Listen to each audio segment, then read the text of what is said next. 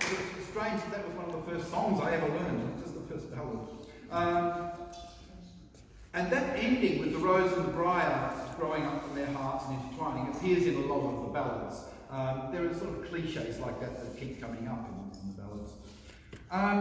Okay, one question that's often debated about the ballads is whether to let the words speak for themselves with minimal accompaniment, if any, and no dramatising of the story. Groups like Fairport Convention, Pentangle and Steel Eye Span performed the ballads as rock songs with elaborate instrumentation.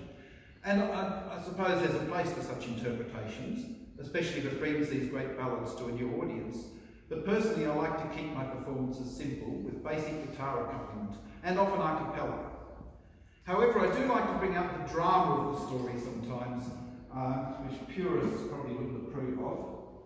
So I'll give you an example. I'm just going to do a bit of this ballad. A popular ballad called Lord Thomas and Fair Ellender, child number 73, tells a very dramatic story. It has a common theme.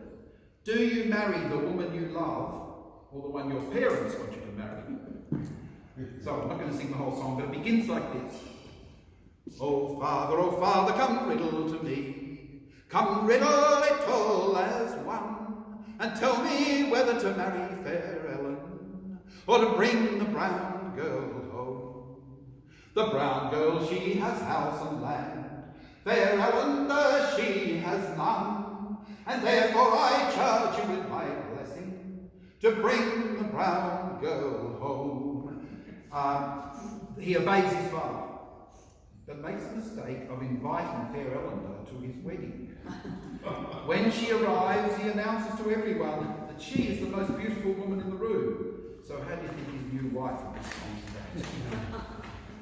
The brown girl, she was standing by, with knives ground keen and sharp, between the long ribs and the short, she pierced fair Ellender's heart. So, what would Lord Thomas do when he finds the woman he loves bleeding to death? Lord Thomas, he drew his sword from his side as he walked through the hall. And he cut off the head of his bonny brown bride and kicked it against the wall.